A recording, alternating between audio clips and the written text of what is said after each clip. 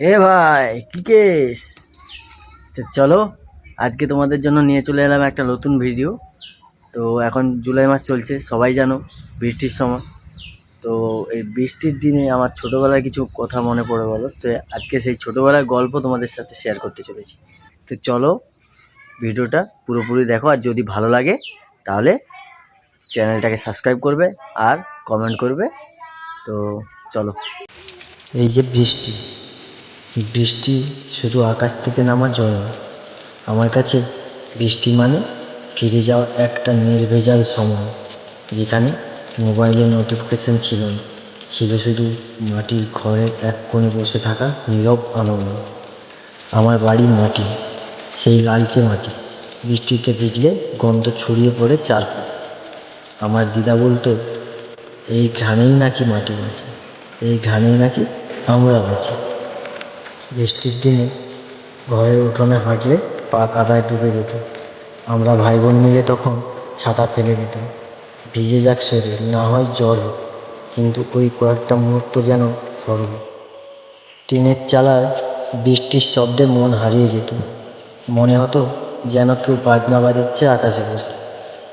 আমার মাটির ঘরটা বৃষ্টিতে ভিজে গেলে দেওয়ালের গায়ে হালকা জলের দাগ পড়ত, তবু ওই ঘরটাই ছিল নিরাপদ। দুঃখের দিনেও যেটা বুকে টেনে নিত। সকালবেলা ঠাকুরমা গরম ধোঁয়া ওঠা ভাত দিত, আর বাইরে ঝিরিঝিরি বৃষ্টি। ক্লাস কামাই করে লেপের নিচে শুয়ে থাকা সে সুখ এখন আর এয়ার কন্ডিশনেও নেই। বৃষ্টি এলেই গ্রামের মানুষ একটু স্তব্ধ হয়ে যেত। কারো মনে পড়তো হারিয়ে যাওয়া মানুষদের কথা, আবার কারো মনে পড়তো এই বৃষ্টিই যেন তার চোখের অশ্রু। আর আমি জানালার পাশে বসে বৃষ্টির দিকে তাকিয়ে থাকতাম আর ভাবতাম, এই ফোঁটাগুলোর কি কোনো নাম আছে? বৃষ্টির দিনে কখনো কুয়ো থেকে জল উঠতো না, তবুও মা বলতো, আজ শুধু খিচুড়ি হবে। আর ওই একবেলা খিচুড়ি, বেগুন ভাজা, ঘরে বসে খাওয়ার, তা যেন পেট না মন ভরিয়ে দিত। আজ আমি শহরে থাকি, পাকা বিল্ডিং, কাঁচের জানালা, তবু যখন বৃষ্টি নামে আমি চোখ বন্ধ করি আর মনে মনে শুনতে পাই সেই মাটির ঘরের টিনে পড়া বা জলের ফোঁটার শব্দ।